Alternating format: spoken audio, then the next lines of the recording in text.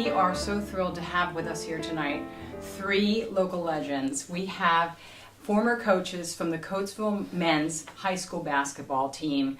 We have head coach Ross Kershey, head coach Jim Scoogie Smith, and assistant coach Scott Kershey. These are very decorated men. I have next to me both Ross and Scoogie served as the head coach during Kobe Bryant's reign in Lower Merion. They were also inducted into the Coatesville Sports High School Hall of Fame as well as the Chester County Sports Hall of Fame. And Scott is the president of the Coatesville Sports Hall of Fame and served as assistant coach under both men here. So we are so happy to have you here.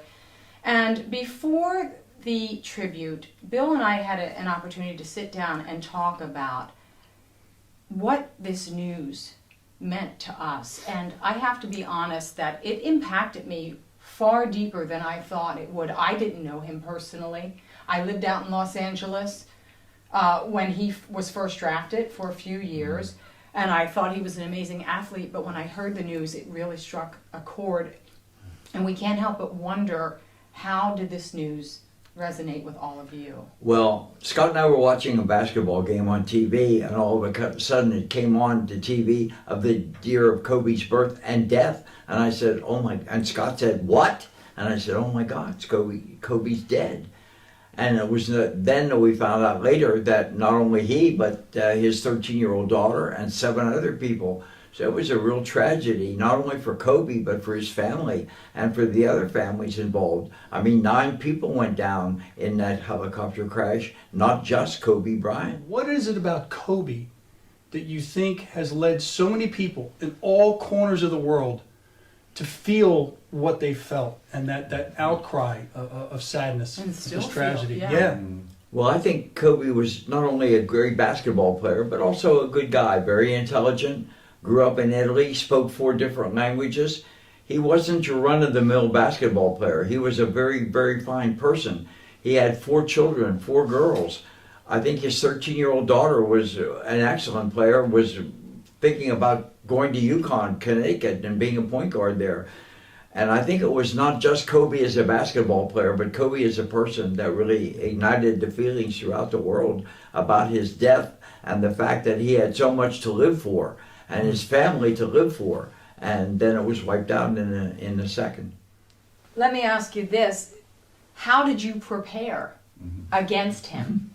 I mean, Coatesville had its own weapon in Richard Rip Hamilton, who, if you don't know this, he also was a star in the NBA, and they faced each other in an NBA final as well. So how did you prepare? Well, we played Kobe once at Coatesville, and he beat us in overtime. So the second time when we faced him at the Palestra, we had a gimme defense of a triangle and 2, but even that didn't stop Kobe. And aside from Scott, when I saw him play as a junior and as a senior, I said, no way is he going to college. He's going straight to the pros. I think the one thing that nationwide or internationally, all you had to do was say Kobe. You didn't have to say his last name. It's like, all you had to say was Rip. Shaq. And people knew who you Kobe. meant. Shaq. They didn't have to say his last name. Yeah. Rip and Kobe. As a Sixers fan, and I'm not real happy with where things are right now. Yes, sir. What would happen if Kobe in his prime was on that team right now? What would he say or do about all that's going on within the organization right now? Or would he make a difference? Would that work ethic and that Mamba mentality make a difference? I think it would. Yes. He would force the guys to play like he plays, which was 100% all the time. And I'm agreeing with you, Bill. I don't think the Sixers play 100%. Charles Barkley was right. They're a very soft team. They don't play hard. And I think if Kobe was there, they would play because he would determine that they would. He would play. He would force them to play hard because he played hard. And that would be, I think that would be a determining factor on the Sixers today if Kobe was with them. I remember going to a Coatesville game when I was not coaching with the coach at Villanova, Steve Lapis. And he said, did you people at Coatesville know how good Rip was going to be? And I said, I think maybe we did. We knew how good. He said, we weren't sure at Villanova he could make it academically. I said, you didn't talk to me, because Rip would do whatever he had to do to make it. If you had to get 820 on the boards, he'd get 821. If you had to get any amount of score, he would go one over. Rip would do whatever he had to do. And of course, he turned out to be an MVP of the Final Four when Connecticut beat Duke. And then he went into the NBA. And as you said, Rosie, they beat the Lakers with Kobe and Shaq. Mm-hmm. And that was an amazing accomplishment, to beat the Lakers with Kobe and Shaq, believe me. I think Kobe is one of the 5 best of all time. I have to tell you the story, though. The first guy I ever saw dunk a ball in a basketball game was George Mikan back in 1950. Mm-hmm. And I also saw Mikan in 1975 at a clinic. And a newspaper man asked him, Mr. Mikan, how do you think you'd do against today's centers? And he said, I think you have that question reversed, young man. How would they do against me? Wow, now that's some confidence. Because, as I said, as Scott said, the old timers were pretty good in themselves, and all you can do is be the best of your time era. And I think Kobe was certainly one of the best of his time era. And when I saw him play, I thought, no way will he go to college. He's going straight to the pros. As far as Rip is concerned, I don't think he belongs in the top 10 or 20 because of the way he played. Rip was not a dominant factor in the NBA. He was a very good player, and he helped his team win, and he was a good team player. I was going to say, would you say was more of a team player? Definitely. Nobody in the NBA wanted to play Rip because he never stopped moving. He always was moving, and he could make a 10 or 12-foot jump shot, which guys in the NBA can't make today. They either make a 3 or they dunk, and Rip could make a jump shot. And believe me, he could make it, and nobody wanted to play Rip because he was always moving, always. I think Rip really has been hurt badly by the situation with Kobe. He doesn't even want to talk about it.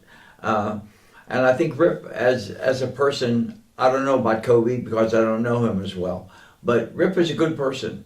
He has led a good life. He is a married man. He has 3 children. He doesn't have a posse.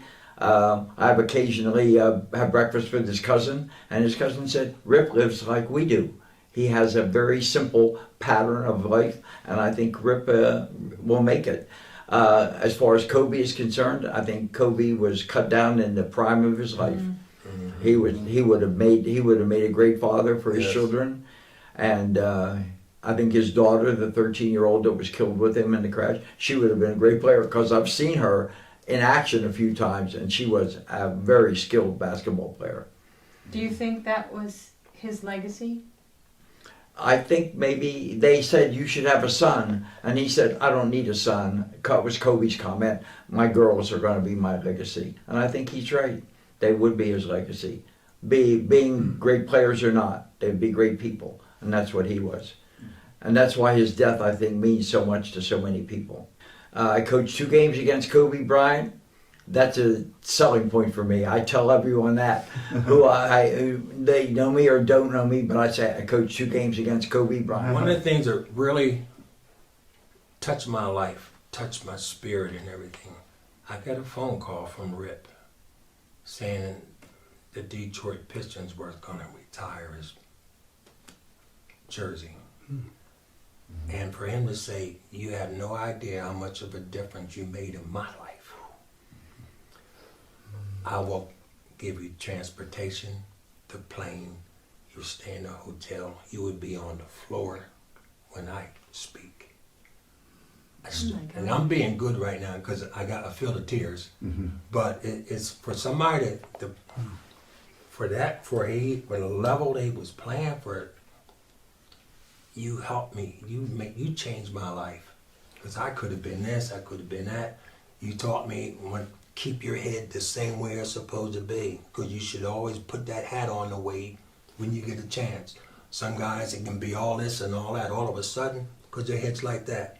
Mr. Kershey, I remember that. You can wear that hat the same way you wear it all the time. When you feel as though you can't put a hat on, you be in the bleachers. I learned all these things. You know, and we had a beautiful sign, and we would go from locker room downstairs. But when he came up the steps, before we went on that floor, we would look up. Through these doors past the mighty Red Raiders. I have not forgotten that. Wow, I love that. I'm a Yes. former Red Raider myself, and that really touched me. Yes. You know, one more thing about the gentleman to my right, Scoogie. After they won the state championship, he came down to my house and brought me a jacket. And I said, Scoogie, I don't deserve this. I wasn't part of the team. And he said, yes, you were. Because without you, there'd be no me. That meant a lot to me. That's That he would amazing, say that. and it's true. Yeah, without you, there'd be no me. And that was a great, best thing he could have said to me. We're on the road yet again in Chester County, Pennsylvania at the East Brandywine Baptist Church. Bill, how did you do in history class? Let's just say that's ancient history. Why are you asking me how I did in history class? Well, if you're anything like me, not so well, I'm guessing, because I just didn't have a great attention span. But today, I promise you, it's going to be a different experience. Okay. Giving a lecture today is teacher and historian Ross Kershey, and he is going to be talking about the kidnapping of the Lindbergh baby. Bill, where were you on Tuesday night, 1936, 33, 29, 87? When was the Lindbergh kidnapping? I don't know where I was, but you probably heard about it in school that day. Ooh, funny guy, funny guy. Well, obviously neither of us know when the Lindbergh kidnapping was, so we're gonna go inside and find out. Hauptmann was found guilty. Did he do it? I don't think he did. Was it an inside job? Yeah, I think it was. I really do. Was Lindbergh himself behind it? That's where our story begins. They spent weekends in Hopewell, New Jersey. But this particular weekend, the little boy was sick. He had a flu. He had flu-like symptoms, so they stayed. If you'll notice, at the top of your sheet, I have it that he was taken on a Tuesday. And they usually were not in Hopewell on a Tuesday. But Lindbergh was reading down in his study, listening to the radio, when he heard a loud crack outside. He thought it was probably the wind breaking a branch off a tree, so he never thought much about it. We know now it was the homemade stepladder breaking, in which the kidnapper was carrying the baby down the stepladder, dropped the baby, fractured his skull, and was dead right then. We are here today with teacher and historian Ross Kershey. Mr. Kershey, as I call you because he was a former teacher that when I went to Coatesville High School. We absolutely loved your presentation. Well, thank you, Rosie. It was my pleasure to do it. I always enjoy doing it. I think it's obvious that I like what I'm doing. And it is obvious. It is obvious, and you have so much detail. Before we get into kind of the meat of everything, some of the clips, you talked about the kidnapper coming down the ladder with the baby and dropping the baby. First of all, how do you even find that kind of information out? Well, most of the things that you get from history books, from people who, no one actually witnessed this, but that's supposition, that the baby was dropped, the ladder broke, the baby was additional weight and wasn't qualified. The person who made the ladder didn't think about the additional weight of the baby. And as a result, the baby was dropped. We don't know that for sure. We assume that. That's assumed from history. It's not a fact. It's an assumption that you make. But there's another piece to that too, Mr. Kershey, in that as you were describing that, you have this way of painting pictures with your words. Where do you attribute that from? I mean, I could visualize the story as you were telling it, almost the pictures in my mind. After 57 years of teaching history, I think you acquire that. If you don't have it, you lose the people. And I'm teaching right now adult education, and I'm teaching people who know their history. So if you don't do that, if you don't create pictures, you lose them. They don't want facts. They want to know the story. And I think creating pictures is part of that. I've always been able to do it. And in high school and in college, and I think that's part of my success, is being able to paint pictures of history. because otherwise, if I didn't find it interesting, I wouldn't do it. I wouldn't do it. Well, when did you first realize you had this passion for history? I think it was when I first started teaching. It was probably my first or second year at Coatesville. My original intent, as you know, when I went to college was not to be a teacher, but I think it just gradually happened, Rosie. I'm not sure exactly what date or when I can say that, but I think it was my first or second year, and I really enjoyed what I was doing. And I think the kids enjoyed that I was teaching. They learned something about history, so that impetus made me move on and be very happy about teaching. I think that was it. My first or second year as a teacher. Do you think that, because my understanding is, because I've done a little research myself, looking at your history, if you will, and Rosie and I both have degrees in communications, and from Westchester, and saw that you have your degrees in communications from Temple. I think back then it was radio, TV, and journalism. That's correct. I believe. Yes. Do you think having that background in some ways maybe helps you in There is terms no- of painting those pictures? There's verbally? no question in my mind that it does, Bill. In fact, I saw the head of the department about 2 years after I had left Temple, and I told him, Dr. Roberts, I was in communications at Temple, but I'm teaching now, and I don't consider one subject that I had a waste of time. What is teaching if it isn't communication? And I think everything I had in communications has helped me become a better teacher. I really do. And as I said, what is teaching if it isn't communication? And that was very important to me. Yeah, that's a Well, great point. I know that Ross taught 42 years at Coatesville High School, Yes. is that correct? And now you're teaching adult education at Immaculata College. Yes. And I mean, my siblings, a few of my siblings had you in class. Yes, and I remember. I'll never forget them coming home and saying, "Oh my gosh, Mr. Kershey is the most amazing history teacher." They were excited to learn. And you don't find that very much. No, I think a lot of the people I'm teaching now, they pay tuition, they want to be there, and so many people have come up to me from my adult education experience and said, if I would have had you in high school, maybe I would have liked history. I didn't like it, now I do. And I think maybe it's something that grows on you as you get older. You realize history is important to learn. If you don't learn from history, you'll make the same mistakes over and over again. So I think it's important to learn from history. Well, you just answered one of the questions that we had, is why is it important for kids and even adults to know their history? I think it is important because I'm teaching a program down at Paoli Hospital pretty soon, I think in October, and the subject is Andrew Jackson. And my approach is, he was the first Donald Trump because he changed everything. From the first 6 presidents, Jackson was totally different. And he was a totally different president who did things his way. As I said, he might have been president 150 or 160 years ago, but he was our first Donald Trump. And I think as a result, from taking it from that aspect, the people are interested in it. Because Andrew Jackson, what do we care about him? No, what he did was relevant today. He was innovative at his time. That's right. I have to get back to the Lindbergh case for okay. a second, because this talk was just so fascinating. One of the things that came up, and that you made a very good case for, was that the person that they actually tried, convicted, and killed for this crime, you put pretty good evidence out there that he did not.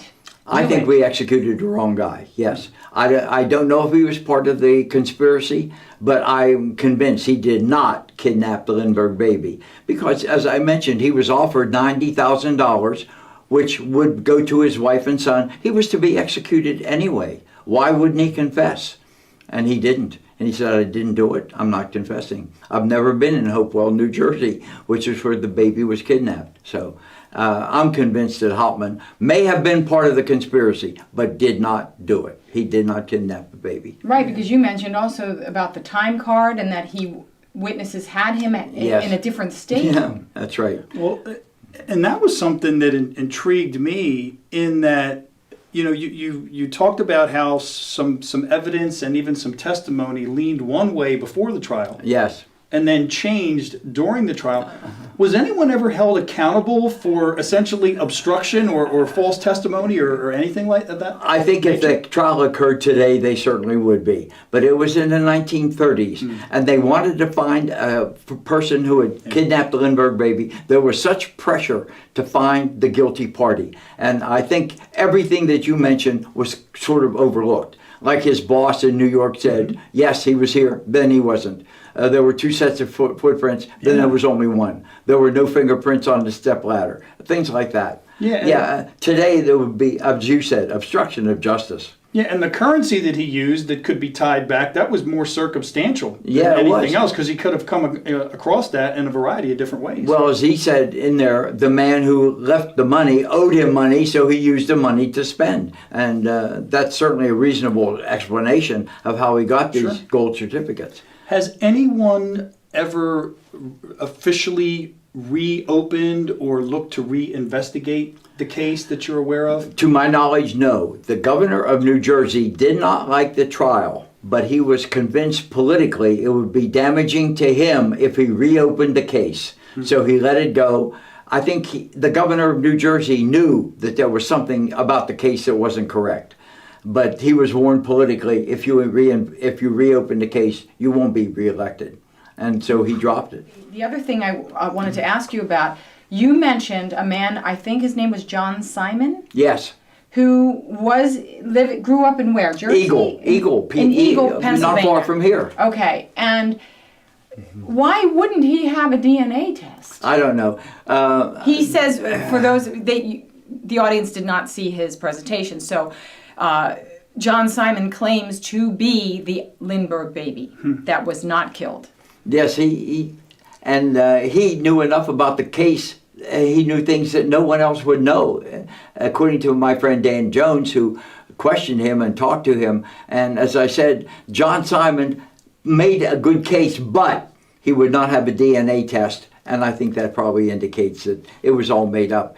But he actually knew quite a bit about it. And he lived in Eagle, Pennsylvania. I think he moved to Virginia. I'm not sure if John Simon is still alive, but it was an interesting case. Boy, I anyway. wish he had done that. Could exonerate the name of Richard Hauptmann. Yes, that would exonerate Hauptmann entirely, because the Lindbergh baby wasn't killed, according to John Simon. Right. The baby they found, the body they found, was not the Lindbergh baby. Oh, it wasn't. Right, and there was no way to prove back then that it was. And there was no DNA, Yeah. and the body was cremated, immediately cremated. My grandfather was Swedish and was a big Charles Lindbergh fan, and there were some things I learned that were less than stellar in terms of his personality, but then there was this tremendous sort of evolution in who and what he was. And if you could just tell our viewers a little bit about, kind of what he was like as a person, but then what it was that happened that caused him to fly 50 combat missions in World War II. Yeah, Charles Lindbergh had visited Germany. He was very impressed by their Air Force. He was very impressed by Germany's political and military might. And I think he was head of the movement in America called America First. It was an isolationist movement, a movement that we should not get involved in World War II. And Lindbergh was very, very adamant in the fact that we couldn't win, we had no reason to be in this war. World War I had not solved anything, according to him. But after the sneak attack on Pearl Harbor, he totally changed his attitude about that. And although he was never in the American Air Force, he was not allowed to be in the Air Force, he was a test pilot for Lockheed. And as a result, he flew 50 combat missions in the Pacific, shot down a Japanese airplane. He did have one kill that was registered. But Lindbergh, I think, changed his attitude after the attack on Pearl Harbor, became very patriotic, a very good American. And I think as a result of the attack on Pearl Harbor, that was the impetus that really changed his mind. What is your favorite topic in history to teach, if you had to pick one? I thought at one time it was the Civil War, probably the most traumatic event that ever happened in American history, the Civil War, the North and the South. We think we have problems now with the divide in our country between conservative, liberals, Republicans. In the Civil War, over 620,000 Americans were killed fighting each other. So I think at one time it was the Civil War. It probably still is, because in my opinion, it's the most important event that ever happened in American history, was the Civil War. Otherwise, we'd be a divided nation today, more so than we are, much more so. That really puts things in perspective. And if that may be your favorite topic, and I'm curious, today you talked about Charles Lindbergh. I know you've got a lecture coming up on Amelia Earhart. Yes. I'm curious though, Mr. Kershey, how do you go about deciding who or what it is that maybe kind of makes your list of things that you like to speak about? I try to make up a list of things that I cannot do in one session, such as World War II, such as the 20s or the 30s, the decades.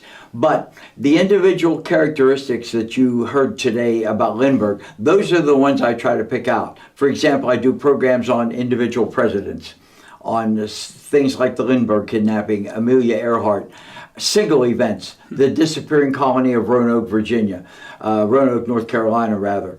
Things like that I think would be of interest to the people, that maybe is something that was maybe slighted in their history class in high school, but I think they would find it in something important today, something important to think about today. I make up the individual list myself, but I usually give groups such as we are today in a church the option of picking out which one they would want to hear. So that's why we heard Lindbergh today. I sent them a list of my list. They picked out what they wanted to hear. Out of all the historical people that you have studied, is there someone that jumps out at you that you maybe admire the most? And Yes, that's a two-part question. If so, is there someone, if you could pick someone's life to go into, to live a day in the life of, who would that be, and are they the same person? Yes, they are. And my choice at one time would have been Neil Armstrong, the first man to walk on the moon. But the more I've taught and the more I've experienced in my life, I want to be Lewis or Clark, the Lewis and Clark expedition, to find out what this country was like before we messed it up. Because I think Lewis and Clark, we knew far more about the moon before the astronauts landed there than Lewis and Clark knew about the next bend in the river. They didn't know anything, and they faced mountains and rivers and hostile natives and weather. And I'm not minimizing what the astronauts did. After all, they went 250,000 miles, and we're approaching the 50-year anniversary of that event. But Lewis and Clark were amazing, and the entire expedition, which lasted over almost 2.5 years, they lost one man, and he would have died if he was in a hospital in Philadelphia, because he had appendicitis. They didn't know what to do with that in 1804, 1805, so he died. But I think the Lewis and Clark expedition would be what I would want to go back to in American history. And I want to be Lewis or Clark. I want to find out what this country was really like. You are brave. You are a pioneer. But at one time it was Neil Armstrong, but that kind of ended the more I taught. And I followed the Lewis and Clark Trail all the way out to Oregon on one of my trips. And I think what they did was amazing, absolutely amazing. And by the way, Clark drew a map, a visual. He said that tree looks like it's 1/4 mile. They drew a map of 4,261 miles. He was off by 40 miles. He was off by less than 1% of over 4,000 miles. He was off by 40 miles. And he didn't have Google Maps or Waze. He didn't have anything. Then. It was all visual. How far is that next tree? How far is that next rock? And wow. Yeah. So they were amazing people, Lewis and Clark. Is there any figure in history where maybe at one point you had a certain viewpoint or opinion of them, but after you did more research and studied them, maybe changed, either good, bad, indifferent? Just kind of curious if the knowledge that you've attained, has that caused you to change your feelings about anyone? Yeah, I think so. I think about a lot of people. Just one such example is Ulysses S. Grant, who was a general and then president. Mm-hmm. And you get the idea that Grant was not a very good president. Perhaps he wasn't, but he was a very good man. He had very good personal qualities. He was a good person. Franklin D. Roosevelt. A lot of people don't know that Roosevelt, there was an attempted assassination on his life shortly after he was elected. And the mayor of Chicago jumped in front of the assassin and took the bullet and was killed. And Mayor Cermak looked up at FDR and said, "I'm glad it was me, not you." things like that. They give you an insight to a person's character. And I think perhaps Grant is one that I changed my viewpoint on. And FDR, he was elected 4 times in the country, and as a result, we had an amendment to the Constitution that you can only serve 2 terms.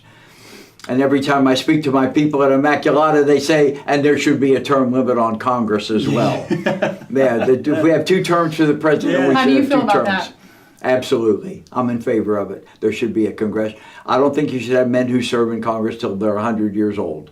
Right. And we've had that already. Yeah, well, have- the only real maybe lifetime appointment could be the Supreme Court, which I know you speak on as well. Yes, I do a program on the Supreme Court. As a matter of fact, I'm doing that in the month of August. And the Supreme Court gets a lot of news anymore. And I like the man who said, we're not last because we're always right. We're right because we're always last. Meaning they are the final arbiter. final Once the stop. Supreme Court's made a decision, that's it. It stands. And I think, as I said, the Supreme Court is very, very, it should not be political, but I'm hopeful it isn't. All right. Right now. 2 last questions before we wrap things up. 1, most influential woman in American history, and 2, your favorite president.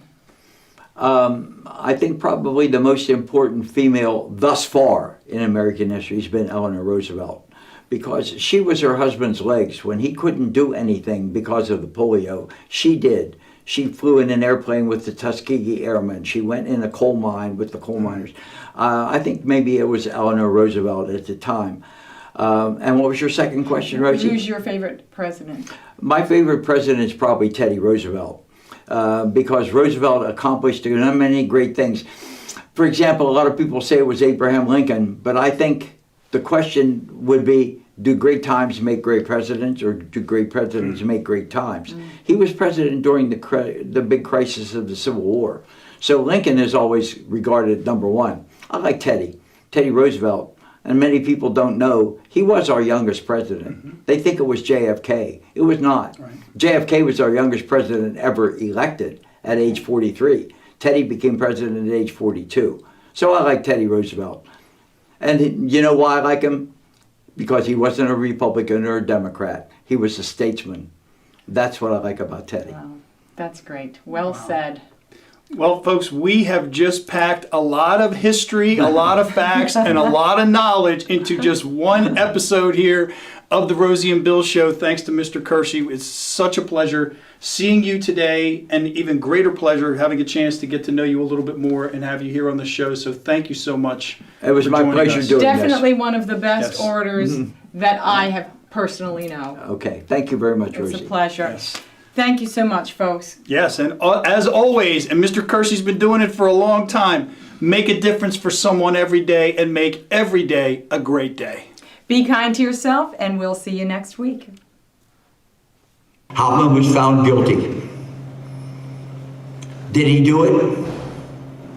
I don't think he did. Was he part of the situation? He may have been. I don't know that. But I don't think he kidnapped the Lindbergh baby. I think it was an inside job. How did they know the baby was going to be at the home on Tuesday when always they left after the weekend was over? They interviewed one lady named Violet Sharp. She gave one story about, she was worked at the place as a maid. She gave one story to the police. They came back and questioned her a second time. She gave a different story. They came back to question her a third time. She had committed suicide.